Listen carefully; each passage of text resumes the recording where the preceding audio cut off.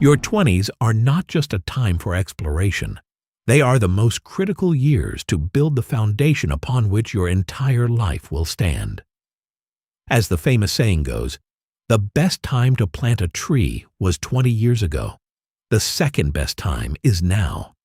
And your journey toward true independence begins with the choices you make today. Stop letting your youth slip away without building a foundation for your freedom. This audiobook is your wake-up call to stop being a passenger in your own life and start driving toward true independence. We are not talking about getting rich overnight. We are talking about the discipline that separates the successful from the struggling. Remember that the goal is to be rich, not to look rich. Your choices today determine the person you will be 10 years from now, and you have the power to break the cycle of stress and take control of your destiny before you hit 30. This is about more than just numbers. It is about buying back your freedom and living life on your own terms. Like this audiobook and subscribe to the channel for more life-changing audiobooks. And remember, freedom at 40 is earned at 25. Financial rule number 1. Pay yourself first and build an emergency fund. We live in a world that is meticulously designed to separate you from your capital. Every advertisement, every social media algorithm, and every subtle cultural nudge is engineered to make you believe that your value is tied to your consumption. If you enter your 30s without mastering the fundamental art of paying yourself first and establishing a rigid safety net, you are not just living paycheck to paycheck, you are living in a state of quiet, constant vulnerability. This is not merely about accounting or keeping a tidy spreadsheet, but it is about the radical reclamation of your personal autonomy. To pay yourself first is to acknowledge that your future self is a human being worthy of respect and protection, rather than an afterthought that survives on the crumbs of your current lifestyle. It is a shift in the very hierarchy of your life, where you stop being the last person on your own payroll and finally become the first. The primary reason most people fail to build wealth is not that they do not earn enough money, but rather that they suffer from a fundamental misunderstanding of who they are working for. When your paycheck hits your bank account and you immediately pay the landlord, the utility company, the internet provider, and the local coffee shop, you are effectively working for them. You are an employee of the world, distributing your life energy to everyone else while leaving nothing for the person who actually did the work. Paying yourself first is the only way to break this cycle of indentured servitude to the modern economy. It requires a level of cold, calculated discipline that most people find uncomfortable because it demands that you say no to the immediate gratification of the present in favor of the security of the future. You must treat your savings and investment contributions as a non-negotiable invoice, a debt of honor that must be settled before any other luxury is even considered. This is the difference between those who build lasting empires and those who spend their lives wondering where the money went. Setting up an emergency fund is the logical and necessary companion to this philosophy, because liquidity is the only true defense against the inherent chaos of existence. I have seen brilliant careers derailed and families fractured not because of a lack of talent, but because they lacked a buffer against the unexpected.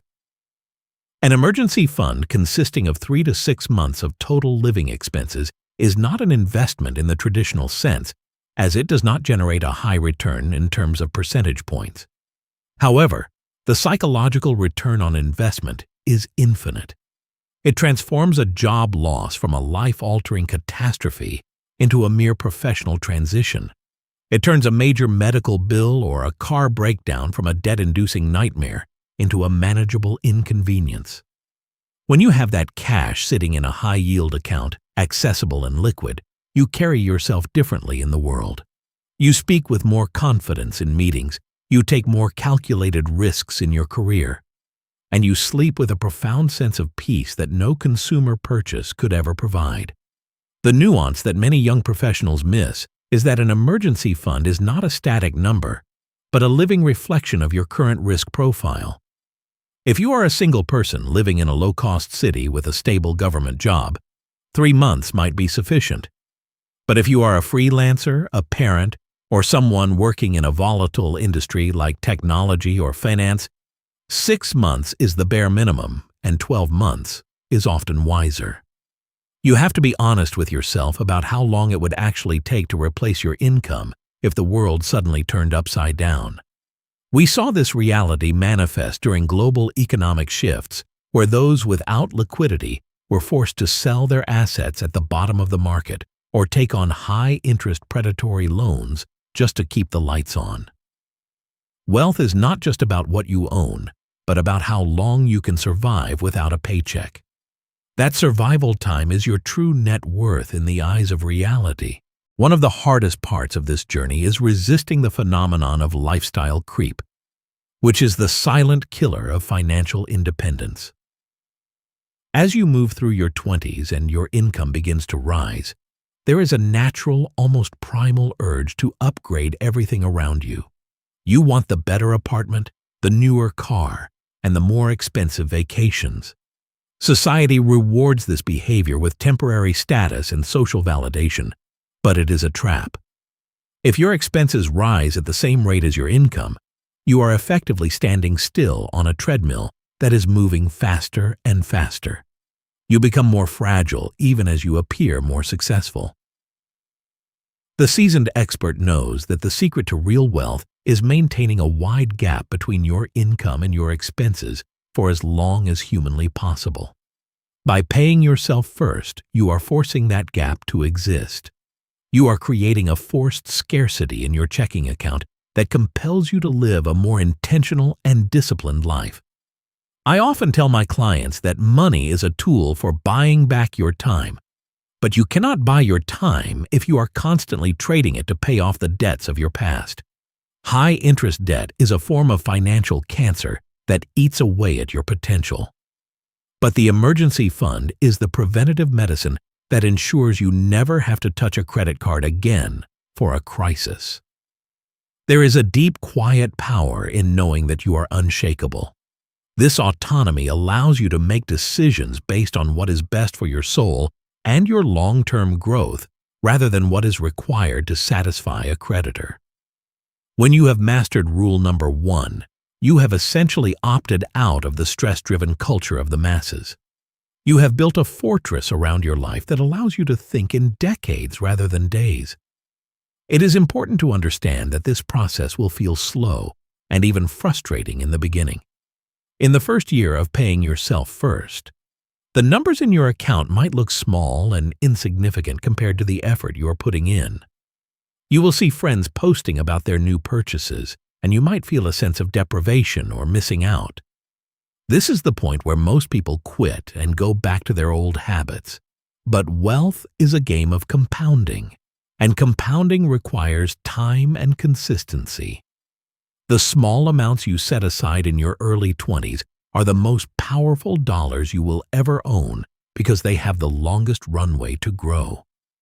If you rob your future self of these early contributions, you are stealing the most valuable asset you have, which is time. You cannot make up for lost time in your 50s by saving more. The math simply does not work the same way. The emergency fund should be kept in a separate institution from your daily checking account to create a physical and psychological barrier. It should be hard enough to access that you do not use it for a weekend getaway, but easy enough to reach within 24 hours if a true crisis hits. This is your peace of mind fund, not your opportunity fund. There will be temptations to use this money for a great investment or a down payment on a house, but you must resist.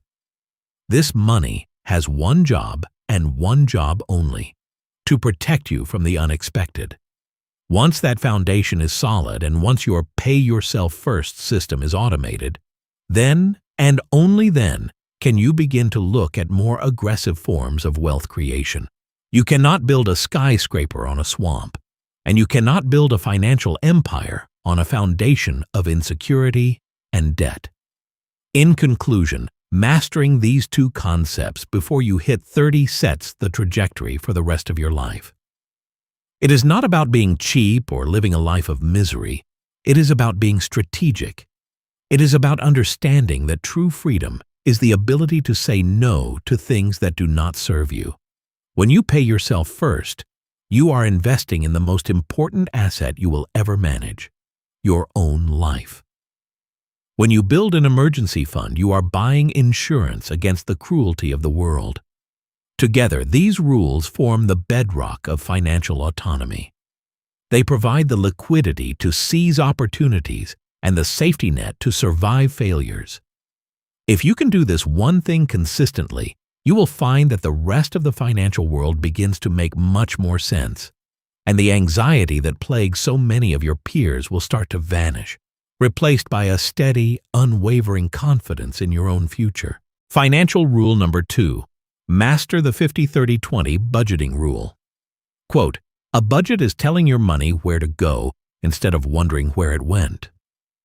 When you are under 30, you often feel as though you have an infinite amount of time to get your act together. You tell yourself that you will start saving once you get that next promotion or once your student loans are finally off your back. However, I am here to tell you that the math does not care about your excuses. Financial freedom is not a destination that you suddenly arrive at because you started making 6 figures. It is a structure that you build while you are still making 5. The 50-30-20 rule is perhaps the most elegant, realistic, and sustainable framework ever devised for the human ego, which naturally wants to spend everything it sees. It is not a restrictive diet that leaves you starving. It is a balanced meal plan for your economic life. If you can master this before you hit your 30th birthday, you are not just managing money. You are designing a life that most people only dream of living. Let us look closely at the first and most significant portion of this rule, which is the 50% allocated to your needs. This is the foundation upon which everything else is built, yet it is where most people make their most catastrophic mistakes.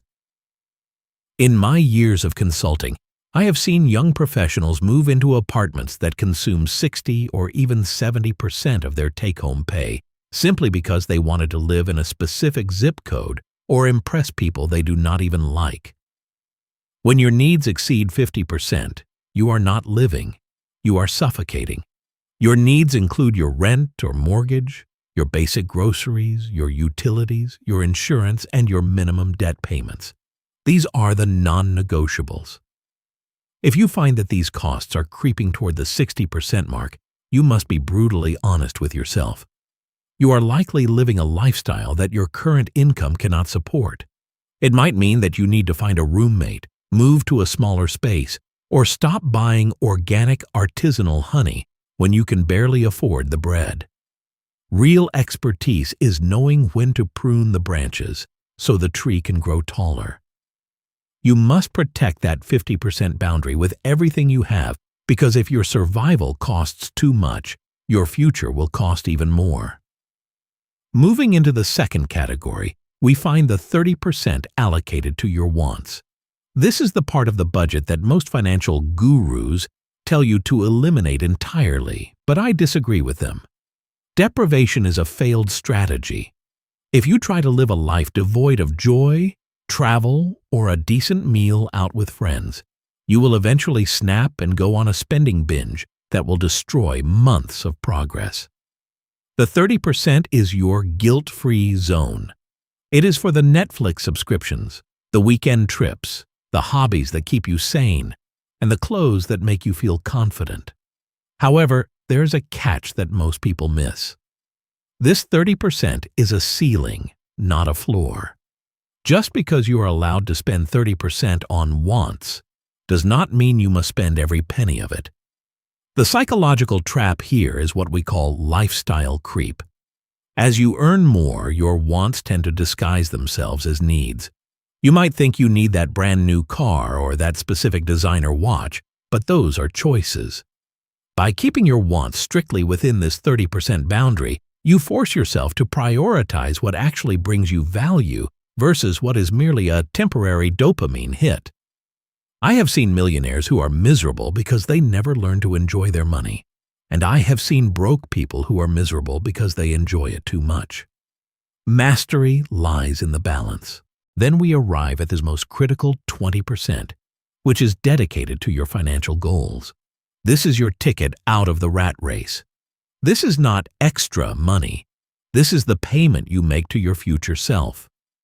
In your 20s, this 20% is incredibly powerful because of the sheer force of compounding interest. Every dollar you put into a retirement account or a high-yield savings account today is worth $10 or $20 in the future. This category covers your extra debt payments beyond the minimums, your emergency fund contributions, and your investments in the stock market or real estate. Many people look at this 20% and think it is too small to make a difference, but they are wrong. Consistency is the secret sauce that no one wants to talk about because it is boring. It is not about making one lucky trade on a random stock. It is about the relentless habit of moving 20% of every paycheck into an account that grows while you sleep. I have watched clients build massive wealth simply by being stubbornly consistent with this one rule for a decade. If you do not prioritize this 20%, you are essentially saying that your current desires are more important than your future freedom. That is a dangerous gamble to take. We must also discuss the reality of those living in high cost of living areas. I am well aware that in cities like New York, London, or San Francisco, spending only 50% on needs can feel like an impossible task. This is where nuanced reasoning comes into play. If your rent is unavoidable and takes up 60% of your income, you must make the sacrifice in the wants category, not the savings category. You might have to live on 10% wants so that you can still maintain your 20% savings. You cannot negotiate with the math of the future. The biggest mistake I see is people saying, "Well, my rent is high, so I guess I just cannot save this month." That is the beginning of a spiral that leads to working until you're 80 years old. You must be an architect of your own circumstances. If the 50-30-20 rule is hard to achieve, it is a signal from the market that you either need to increase your income or drastically decrease your lifestyle. It is a diagnostic tool as much as it is a rule. There is a subtle emotional depth to budgeting that people rarely mention. When you have a plan, your relationship with your partner, your family, and yourself changes. Financial stress is one of the leading causes of divorce and mental health struggles. By mastering this rule, you are removing the unknowable factor from your life. You no longer have to wonder if you can afford that dinner or if you will be okay if your car breaks down. You already know the answer because the system is doing the thinking for you. This creates a sense of peace that is worth more than any luxury item you could ever buy. I remember a young man I mentored who was terrified of looking at his bank statement. We sat down and applied this rule, and within 6 months, his entire demeanor changed. He was no longer a victim of his impulses. He was the captain of his ship. That shift in identity is the true goal of financial discipline. You must also understand that this rule is a lifelong skill, not a one-time setup. Every time your income changes, you must recalibrate. When you get a raise, do not immediately go out and buy a more expensive life. Apply the percentages to the new total. If you were living on $3,000 a month and now you make $4,000, your savings should jump from $600 to $800 automatically. Most people take that extra $1,000 and move it straight into the wants category, which is why they remain stagnant despite their success. If you want to be wealthy, you must learn to be content with what you have while you build what you want. This requires a level of maturity that many people never reach, even in their 50s. By doing this before you are 30, you are essentially giving yourself a 20-year head start on everyone else in your generation. In conclusion, I want you to look at your finances not as a series of numbers on a screen, but as a reflection of your values. Where you spend your money is where your heart is. If you spend it all on needs and wants, you are saying that you value the present moment over your entire future. If you follow the 50-30-20 rule, you are saying that you value balance, security, and freedom. It is not always going to be easy. There will be months when an unexpected expense hits or when you feel the sting of missing out on a trip because your wants budget is exhausted. But in those moments, remember that discipline is simply choosing between what you want now and what you want most. You want freedom most. You want to be able to walk away from a job you hate, to start a business you love, and to provide for a family without the constant shadow of debt. Financial rule number 3. Invest your raises and shun high-interest debt. Quote, "Compound interest is the 8th wonder of the world. He who understands it earns it. He who doesn't pays it." You must understand that the most dangerous moment in your financial life is not when you are broke and struggling, but rather the very second you receive your first significant raise or your first corporate bonus. That moment represents a fork in the road where most people choose the path of immediate gratification, a path that leads to a lifetime of invisible chains. I am here to tell you that if you want to be free, you must learn to treat every increase in your income as a tool for your future self, rather than a toy for your current ego. This is not about deprivation. It is about the cold, analytical reality of how wealth is actually constructed in a world designed to drain your bank account through 1,000 small cuts. The phenomenon we call lifestyle creep is a silent predator that waits in the shadows of every promotion and every successful business quarter. When your income rises, your brain immediately begins to categorize former luxuries as new necessities. You think that because you are now an executive or a senior manager, you suddenly require a more expensive vehicle, a more prestigious zip code, or a wardrobe that signals your status to total strangers. This is a cognitive error that will keep you working until the day you die. In my years of observation, I have seen that the most resilient individuals are those who keep their cost of living static, even as their earnings trajectory goes vertical. When you receive a raise, that money is effectively found money, because you have already proven that you can live comfortably on your previous salary.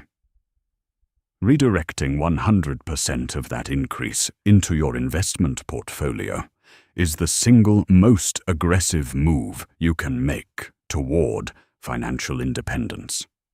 It allows you to accelerate your wealth building without feeling the pain of a budget cut, because you never allowed yourself to become accustomed to the higher spending level in the first place. Compounding is a force of nature that requires 2 things to work its magic: capital and time. By investing your raises immediately, you are feeding the beast of compounding with fresh fuel while you still have the luxury of time on your side.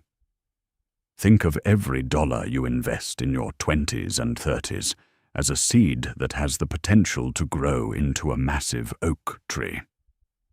When you spend that dollar on a night out or a car payment instead, you are not just losing a dollar. You are burning the entire tree before it has a chance to sprout. The math is uncompromising, and it does not care about your feelings or your desire to keep up with your peers. If you can master the discipline of living 1 or 2 salary levels behind your actual earnings, you will create a gap so wide that your wealth will eventually begin to generate more income than your labor ever could. That is the true definition of freedom, and it is a state of being that most people will never experience because they were too busy upgrading their smartphone every 12 months, While we discuss the growth of your assets, we must also address the rot that exists on the other side of the balance sheet. High-interest debt, specifically credit card balances and predatory personal loans, is a mathematical emergency that requires your absolute and immediate attention. There is no investment in the world, not even the most aggressive stock market strategy, that can reliably outperform the 24% interest rate on a credit card. When you carry a balance on a high-interest card, you are effectively paying a massive wealth tax to a multi-billion-dollar corporation that is profiting from your lack of discipline. It is a form of financial slavery that you have volunteered for. If you have debt with an interest rate above 7 or 8%, you do not have the luxury of debating which index fund to buy. Your highest and only priority must be the total annihilation of that debt. Paying off a 20% interest rate card is exactly the same as finding an investment that gives you a guaranteed, risk-free 20% return. You will never find that anywhere else in the financial markets, so you must seize that return by killing the debt first.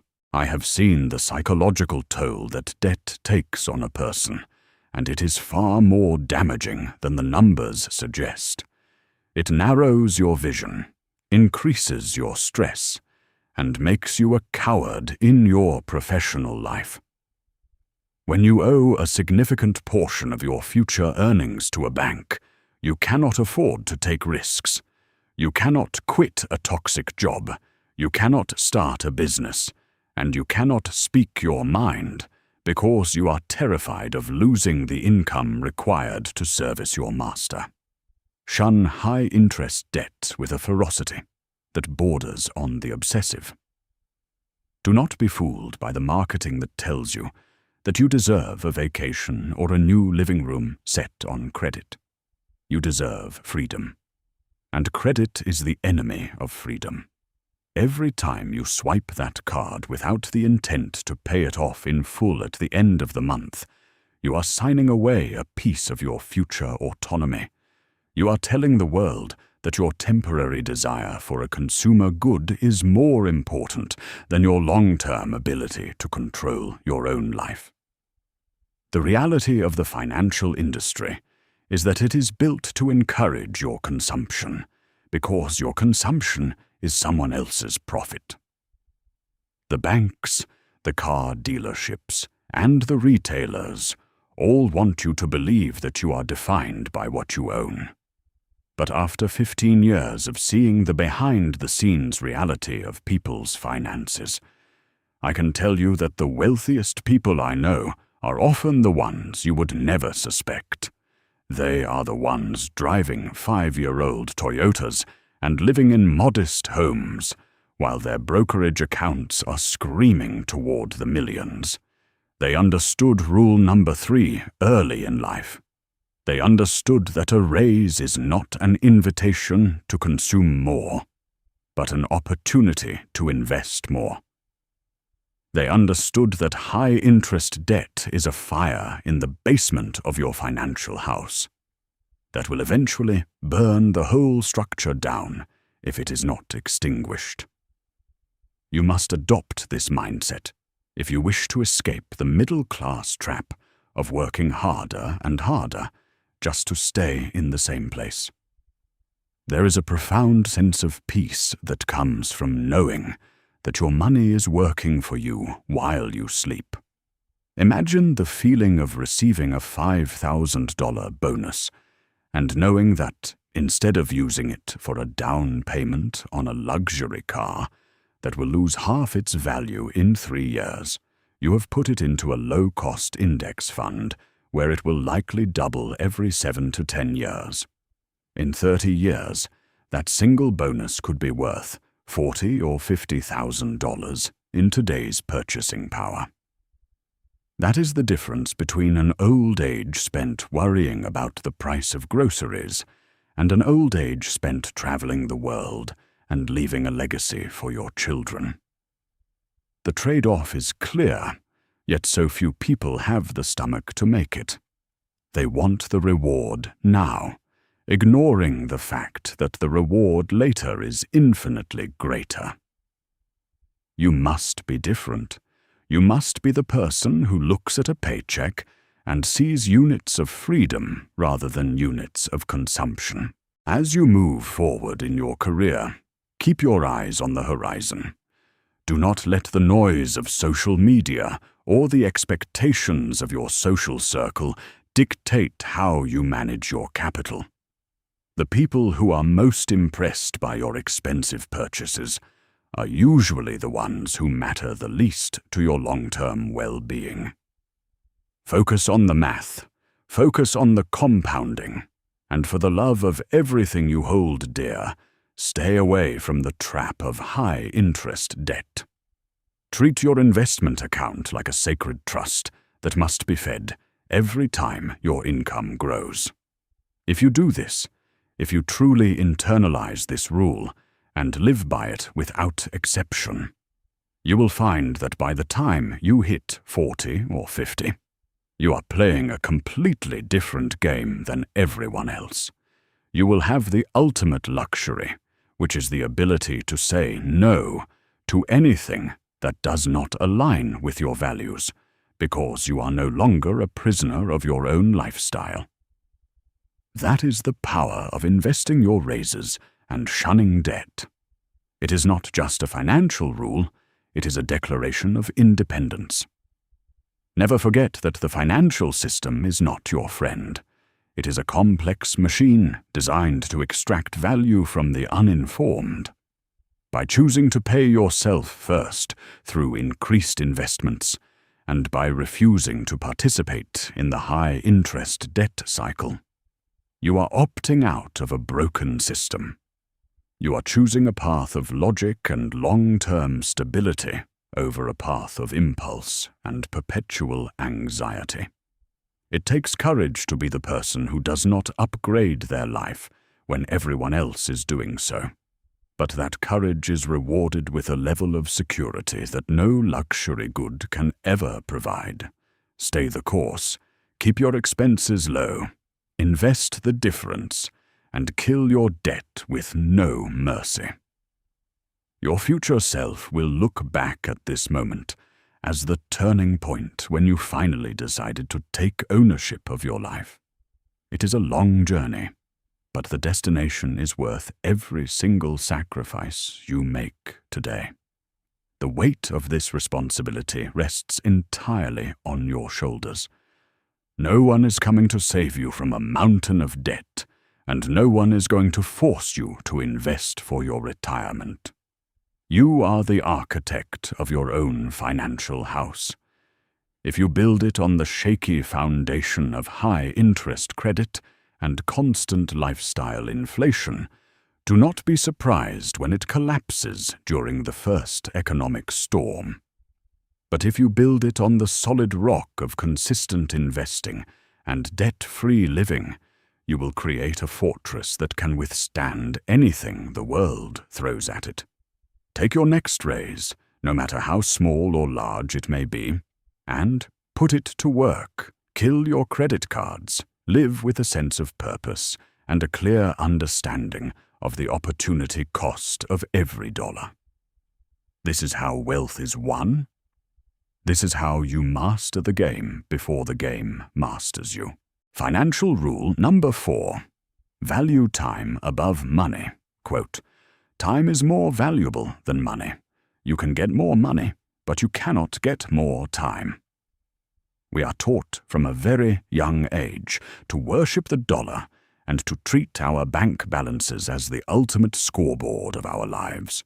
We scramble, we sweat, and we sacrifice our best years in exchange for a digital number on a screen, often without ever stopping to ask what that number is actually supposed to buy us.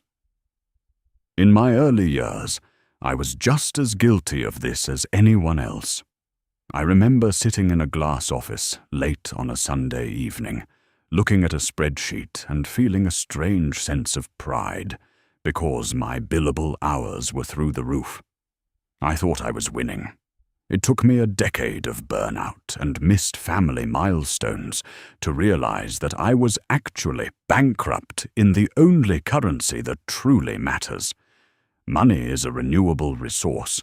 You can lose it all today, and, through intellect and effort, find a way to earn it back tomorrow. Time, however, is a strictly non-renewable asset that leaks away from us with every breath we take. When you turn 30, you start to realize that the days are long, but the years are terrifyingly short. And if you have not learned how to value your time above your capital, you will find yourself wealthy in paper, but desperately poor in life. The concept of perspective is what separates a mere worker from a strategic architect of wealth. To truly master your finances before you hit that 30-year milestone, you must undergo a fundamental shift in how you perceive every transaction. Most people look at $100 and see a pair of shoes or a dinner out. A seasoned expert looks at $100 and sees 4 hours of freedom that they no longer have to work to earn back. When you are young, you possess an abundance of time and a scarcity of money, which leads to the dangerous habit of trading your hours for pennies. You will drive across town to save $5 on gasoline, or you will spend 3 hours scouring the internet for a discount code that saves you 10%. While this frugality feels productive, it is actually a poverty mindset that persists long after you have started making a decent living. You must learn to calculate your personal hourly rate, not just what your boss pays you, but what your time is worth to your soul and your long-term goals. If your time is worth $50 an hour, and you spend 2 hours doing a task that you could have paid someone $20 to do, you have not saved money. You have effectively thrown $60 into a fire and lost 2 hours of your life that you will never see again. Outsourcing is not an act of laziness or a sign of elitism. It is a cold, hard business decision made by those who understand the mathematics of existence. I have advised many young professionals who feel a deep sense of guilt when they consider hiring a cleaner or using a grocery delivery service. They feel as though they are being pampered, but they fail to see the opportunity cost of their labor. If those 4 hours spent cleaning the house could be spent learning a new skill that doubles your income, or if they could be spent in deep rest that prevents a catastrophic burnout, then the cost of the service is not an expense. It is a high-yield investment in your future capacity. We live in an age where you can outsource almost any low-value task, yet we cling to these chores out of a misplaced sense of duty. The ultimate goal of financial mastery is to reach a point where you own your calendar. Wealth is not defined by the ability to buy expensive things. It is defined by the ability to say no to things you do not want to do. If you have to spend 40 hours a week doing something you hate just to pay for a lifestyle you do not have time to enjoy, you are not successful. You are simply a well-paid prisoner. There is a psychological burden to mental clutter that most financial advisors completely ignore. Every small, menial task that you keep on your plate acts like a background application on a computer, slowly draining your processing power and making you less effective at the big-picture decisions. When you automate your finances, from your bill payments to your investment contributions, you are not just saving time. You are buying back your mental bandwidth. I have seen brilliant minds stifled because they were too busy worrying about a late fee on a utility bill or trying to manually balance a checkbook. These are low-level cognitive tasks that should be delegated to machines or other people. When you clear that space, you allow your brain to operate at a higher level of strategic thinking. You begin to see patterns in the market, you find creative solutions to problems at work, and you become more present in your relationships. This is the time ROI that I always talk about. The return on investment for an hour of focused creative work is infinitely higher than the return on an hour of administrative drubbing. I recall a specific moment in my career when this lesson hit home with a painful clarity. I was 40 years old, and I had spent the entire weekend trying to fix a plumbing issue in my basement because I did not want to pay a professional $300 for something I thought I could figure out myself.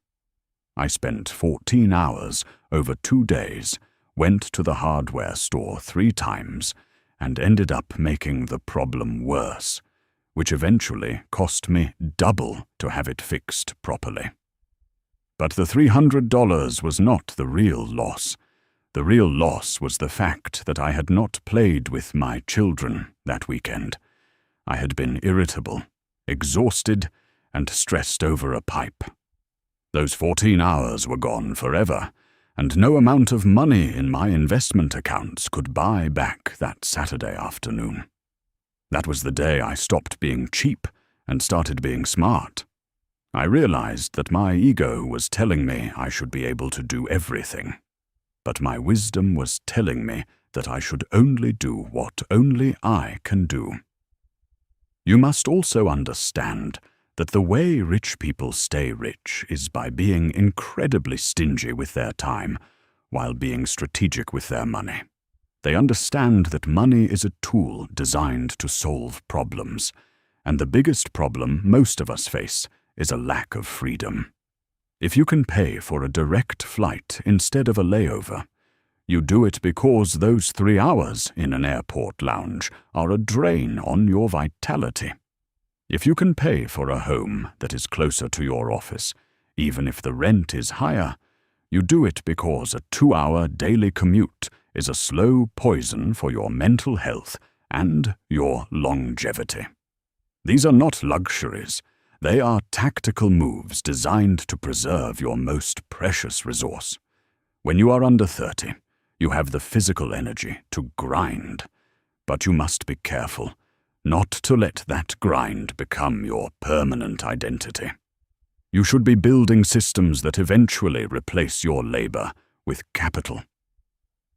As you navigate your 20s, I want you to look at your bank account not as a collection of wealth, but as a war chest for your independence. Every dollar you save and invest is a freedom fighter that goes out into the world to work so that you do not have to. But while you are building that chest, do not forget to live.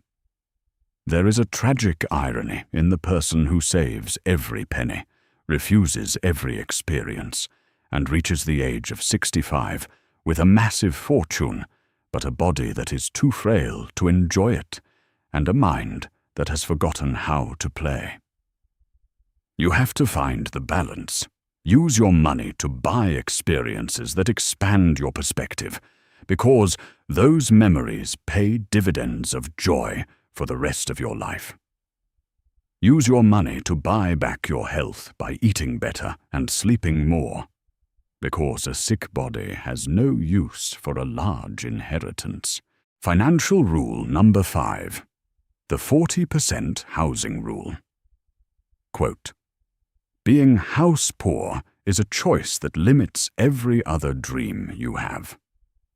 We are conditioned from a very young age to believe that our home is the ultimate symbol of our success and the safest place to park our wealth. Yet, I have seen more lives ruined by excessive mortgages than by almost any other financial mistake. When you enter your 20s and start seeing your income grow, the temptation to upgrade your lifestyle by moving into a high-end apartment or purchasing a sprawling suburban house becomes an almost physical pull. You look at the neighborhood, you see the stainless steel appliances and the granite countertops, and you convince yourself that you have earned this because you work hard. You tell yourself that real estate always appreciates and that you are building equity. But what you are actually doing is signing away your freedom to a bank for the next 30 years. The rule is simple in its statement, but incredibly difficult in its execution. Your total housing costs must never exceed 40% of your take-home pay. I am not talking about 40% of your gross salary before the government takes its share. I am talking about the actual dollars that land in your bank account every month. If you bring home $5,000, you have exactly $2,000 to cover your rent or mortgage, your property taxes, your homeowner's insurance, your electricity, your water, and your internet. If that number creeps up to $2,100, you are already entering the danger zone. I have watched brilliant young professionals ignore this boundary because a loan officer told them they qualified for a much larger amount. You must understand that a bank does not care about your ability to retire early or your desire to travel the world or your need for an emergency fund. The bank only cares about your ability to service a debt. They will gladly lend you enough money to ensure that you are working until the day you die, just to keep the lights on in a house that is too big for your actual needs. When you cross that 40% threshold, you lose the ability to pivot. I remember a client from a few years ago who was offered a dream job at a startup with a significant equity stake but a lower base salary for the first 2 years. He could not take the job.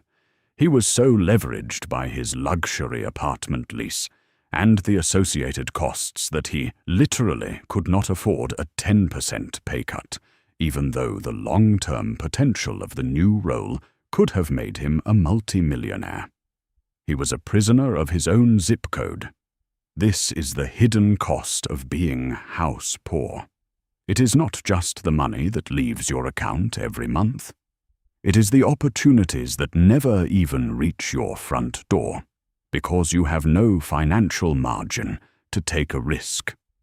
A life lived at the edge of your income is a life lived in a state of constant, low-grade panic. You might have a beautiful view from your balcony, but you are too stressed about the next utility bill to actually enjoy the sunset. In my experience, the psychological toll of high housing costs is often underestimated.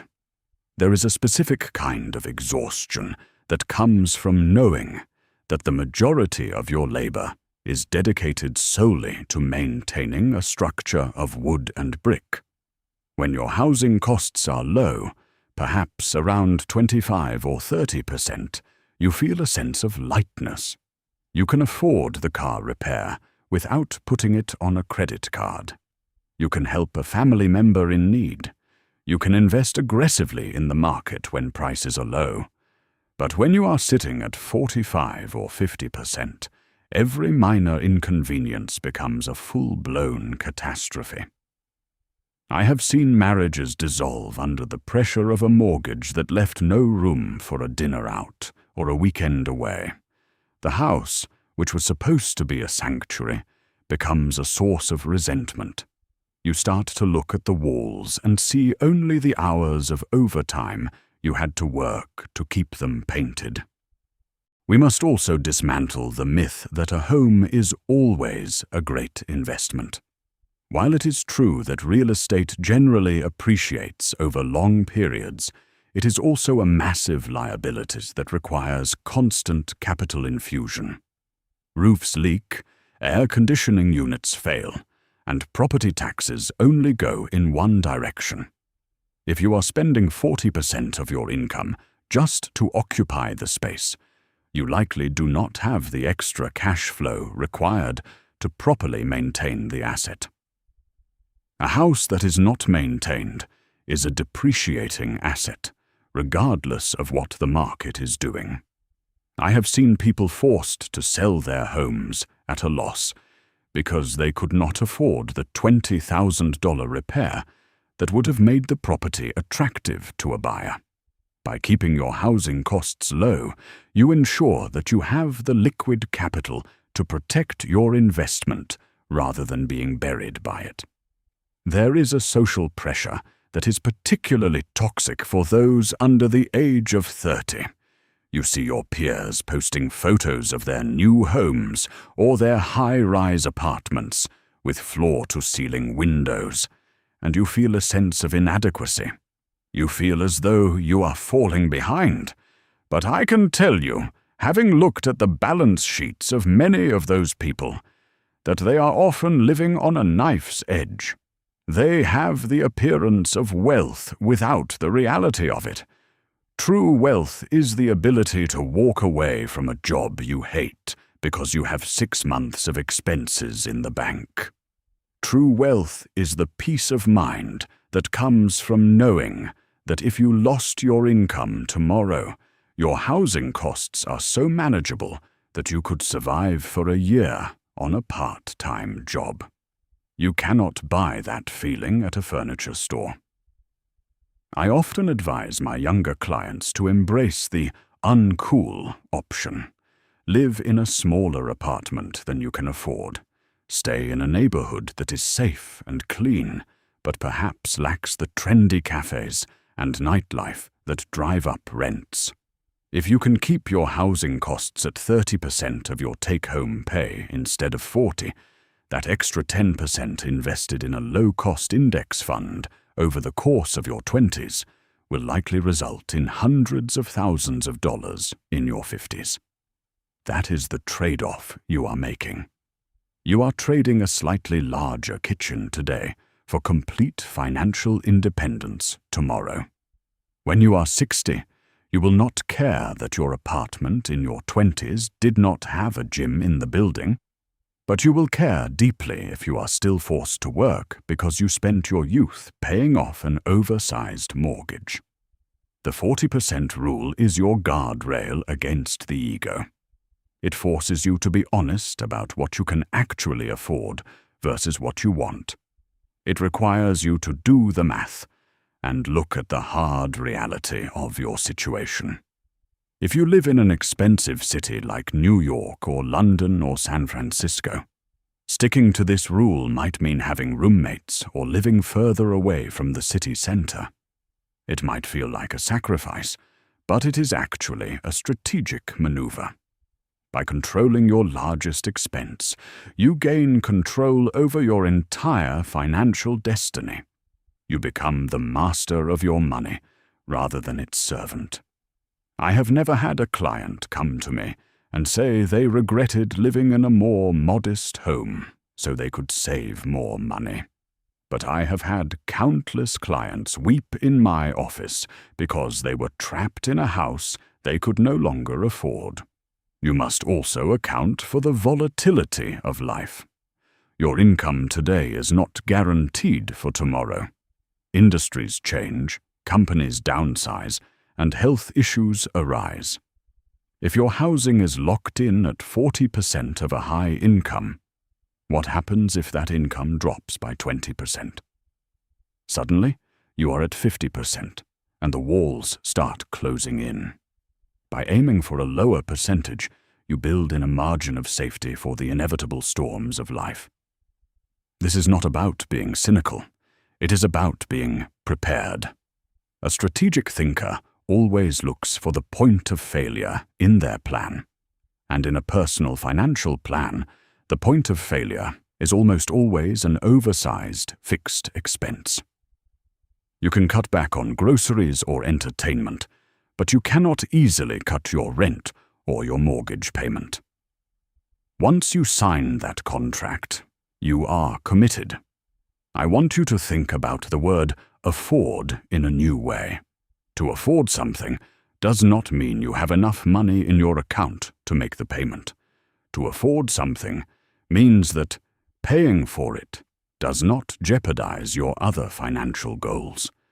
If your housing payment prevents you from saving 15% for retirement, you cannot afford it. If it prevents you from having a robust emergency fund, you cannot afford it. If it means you have to carry a balance on your credit card to buy clothes or food, you definitely cannot afford it. The 40% rule is the benchmark for true affordability. It ensures that you are living a balanced life where your present needs are met without sacrificing your future security. As you move forward, do not let the glitter of real estate marketing blind you to the reality of the numbers. Be the person who lives in the smaller house but has the bigger bank account.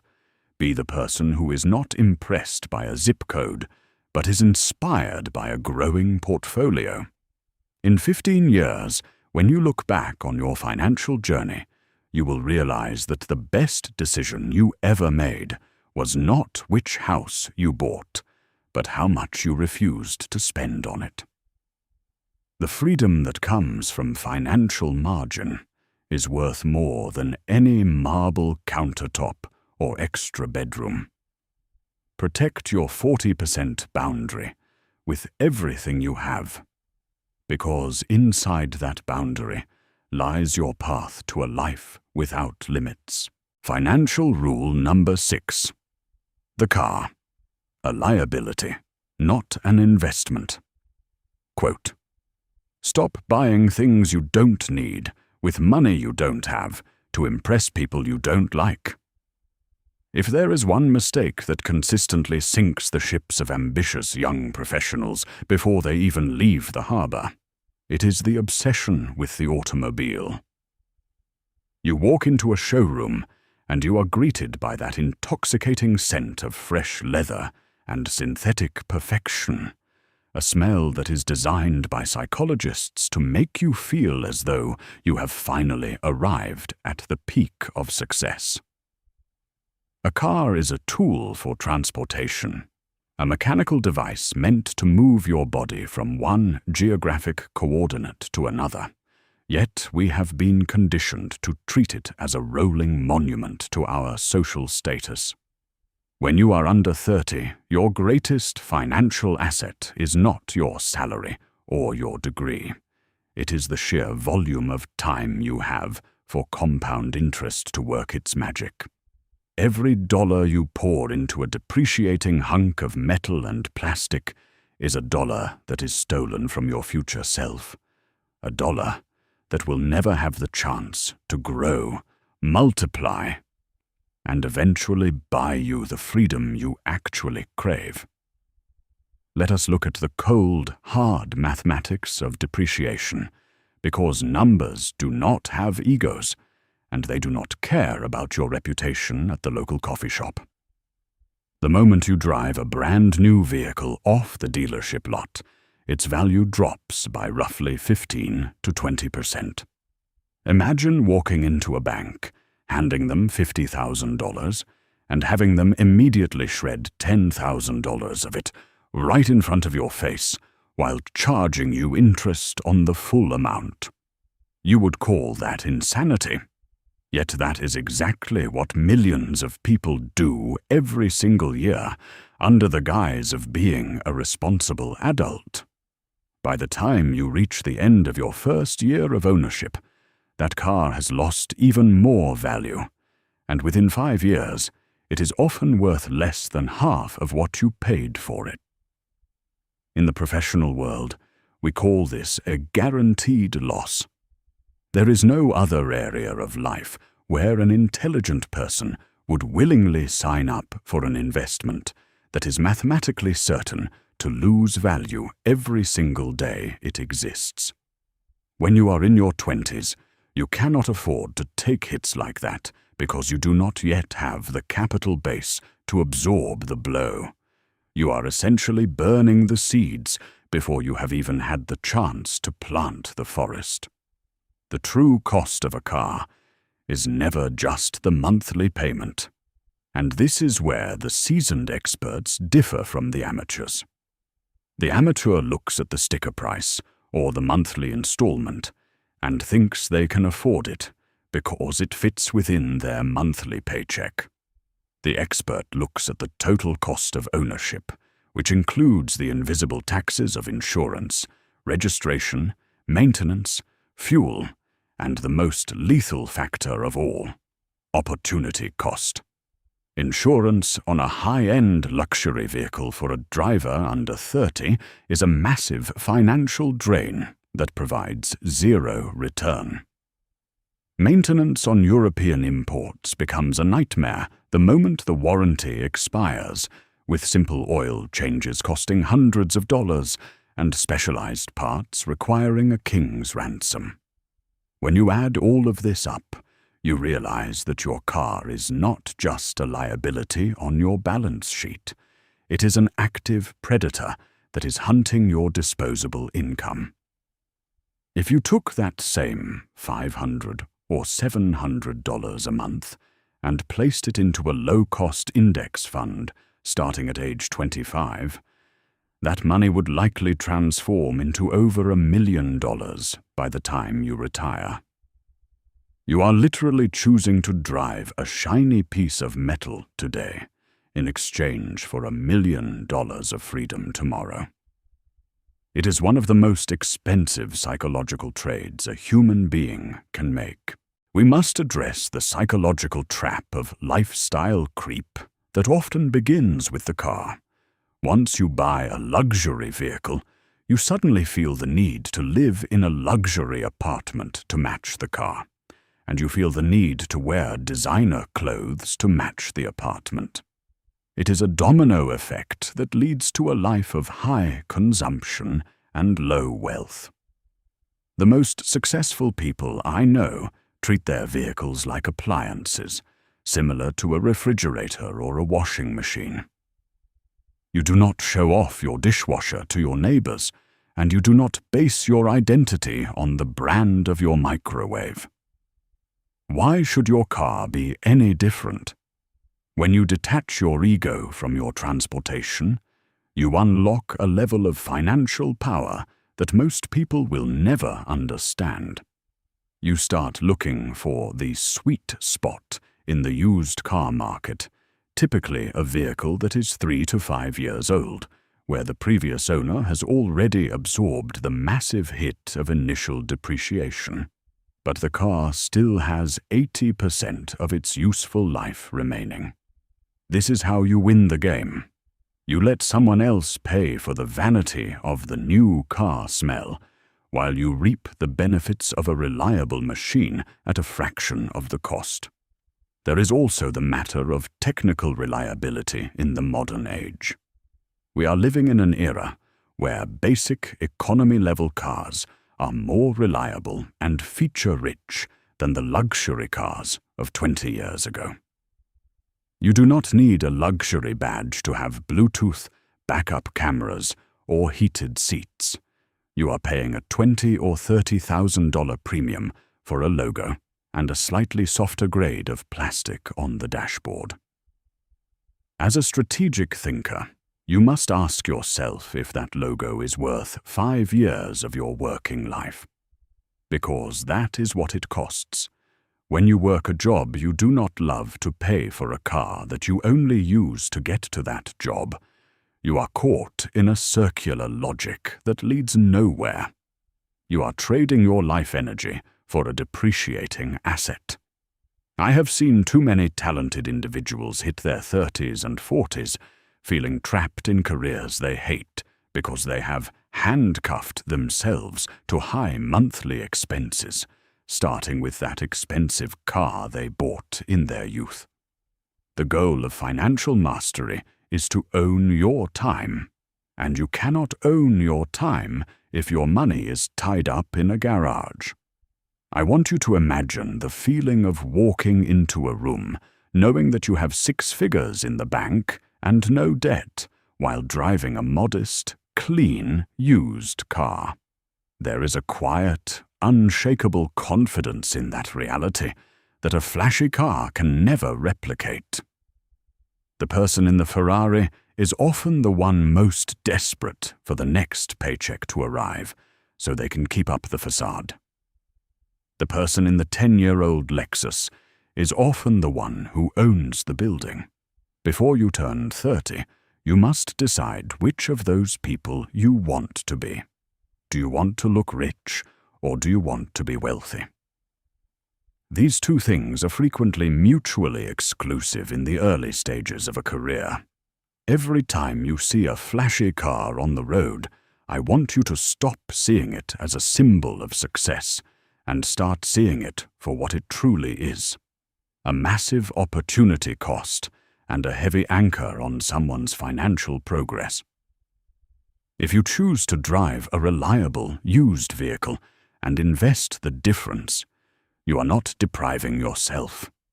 You are paying for your future freedom. You are buying the ability to travel, the ability to start a business, the ability to support a family without stress, and the ability to retire decades earlier than your peers. That is the true luxury that money can buy. A car is just a box on wheels. It will eventually rust, its engine will eventually fail, and it will end up in a scrapyard regardless of how much you paid for it. Your investments, however, can provide for you and your descendants for generations. Choose the asset over the liability every single time. Your 30-year-old self will look back at this decision as the moment you truly took control of your destiny. Do not let a shiny object distract you from the mountain of wealth you are capable of building. Financial rule number 7. Master financial literacy and diversification. Quote, "An investment in knowledge pays the best interest." When you are under 30, the world feels like a place of infinite opportunity and very little consequence. But this is exactly when the foundation of your financial life is either poured in solid concrete or built upon shifting sand. Master financial literacy and diversification is not just a rule. It is the ultimate survival strategy for anyone who intends to keep what they earn. I have seen brilliant engineers and doctors earn staggering amounts of money only to end up broke or stressed because they understood their craft, but were completely illiterate in the language of money. Financial literacy is the vocabulary of freedom, and without it, you are essentially a tourist in a foreign land where everyone is trying to sell you something you do not need. The tragedy of the modern era is that we are flooded with information, but starved for wisdom. You can find 1,000 YouTube videos telling you how to get rich in a week with the latest cryptocurrency or high-frequency trading scheme. But very few people will sit you down and explain the cold, hard mathematics of risk-adjusted returns. Literacy begins with understanding the fundamental difference between an asset and a liability, which sounds simple but is ignored by the vast majority of the population. An asset puts money into your pocket while a liability takes it out. Most people in their 20s spend their lives accumulating liabilities that they mistake for assets, and by the time they realize their mistake, they have lost a decade of compounding growth. You must commit yourself to becoming a student of the game, which means reading the boring books, understanding the tax codes that govern your jurisdiction, and learning how to read a balance sheet. You do not need to be a mathematician, but you do need to understand how inflation erodes your purchasing power and why $1 today is worth more than $1 tomorrow. Diversification is often called the only free lunch in finance, and yet it is one of the most misunderstood concepts in the world. I remember a young man I mentored years ago who told me he was diversified because he owned 10 different technology stocks. I had to explain to him that he was not diversified at all. He was simply betting on a single sector with 10 different names.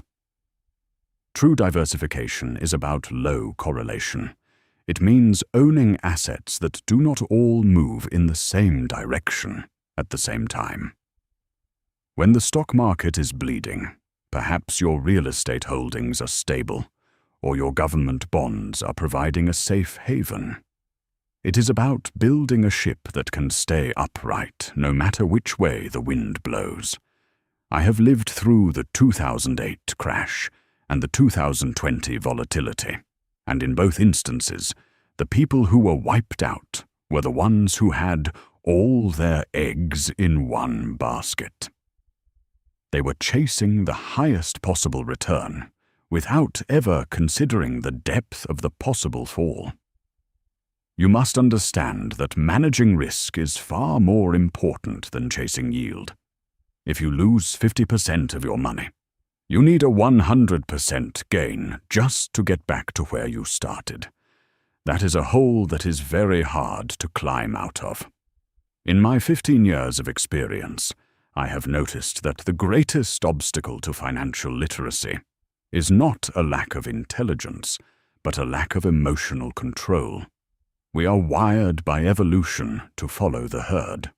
When everyone is talking about a certain investment at a dinner party, your brain screams at you to join in.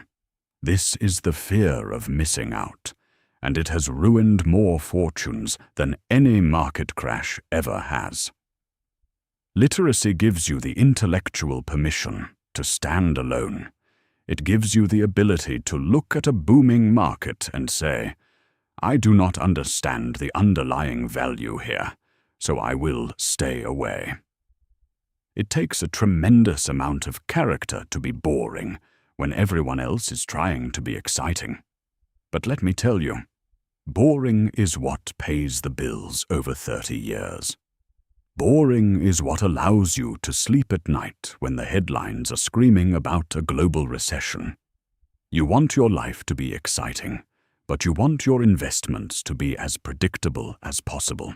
We must also talk about the nuances of asset allocation, because it is not a set-it-and-forget-it type of deal. Your strategy should evolve as you do. When you are 24, you can afford to be more aggressive because your greatest asset is your future earning potential. You can weather a 30% drop in the market because you have decades to wait for the recovery. But as you move toward 30 and beyond, the stakes get higher. You might have a family depending on you, or a mortgage that needs to be serviced. This is where nuanced reasoning comes into play. You have to balance the need for growth with the necessity of protection. Most people treat the market like a casino, but a strategic thinker treats it like a farm. You plant different crops in different seasons. You ensure the soil is nutrient-rich, and you understand that you cannot force the harvest to come early. You are at the mercy of time, and time is the most powerful force in the universe when combined with compound interest. I often reflect on the mistakes I made in my own late 20s. I thought I was smarter than the market. I thought I could time the bottom and the top. I was wrong, and those lessons were expensive. I learned that being right is not the goal. Being resilient is the goal. Financial literacy teaches you that you cannot predict the future, but you can certainly prepare for it. You prepare by having an emergency fund, by keeping your debt levels low, and by ensuring that your portfolio is spread across different geographies and asset classes. You must understand the role of commodities, the hedge provided by precious metals, and the steady income of dividend-paying equities. You must also understand the tax implications of every move you make. It does not matter how much you make, it only matters how much you keep after the government takes its share. A person who earns $100,000 but understands tax efficiency is often wealthier than a person who earns $200,000 but loses half of it to poor planning. Education is a continuous process that never truly ends. The financial world is constantly changing. New regulations, new technologies, and new economic theories emerge every year. If you stop learning at 25, you will be obsolete by 35. You need to develop a lived-in wisdom where you are constantly observing the world and asking yourself how it affects your capital. Why are interest rates rising? What does a cooling housing market mean for my REIT investments? How does a geopolitical conflict in another hemisphere impact the price of the energy stocks I own? These are not just academic questions. They are the questions that determine your quality of life. I want you to look at your financial education as a secondary career. Spend at least a few hours every week reading reputable financial news, listening to deep-dive economic podcasts, or studying the annual reports of the companies you own. This is the work that pays the highest dividends. Finally, do not let the complexity of the world paralyze you. It is easy to look at the thousands of investment options and feel overwhelmed. But that is exactly why diversification exists. It is your hedge against your own ignorance. You do not have to know which specific company will be the next giant. You just have to own a broad enough slice of the entire economy to ensure you grow along with it. Avoid the get-rich-quick mentality like the plague. It is a siren song that leads straight to the rocks.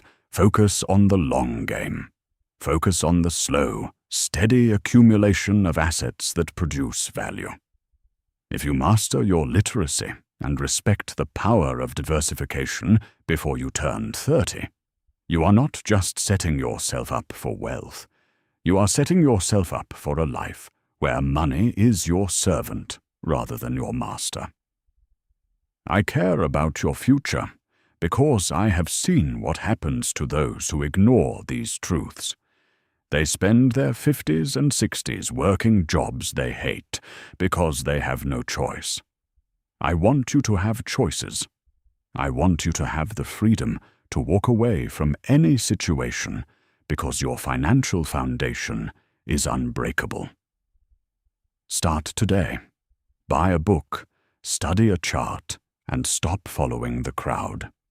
Your future self will thank you for the discipline you show right now.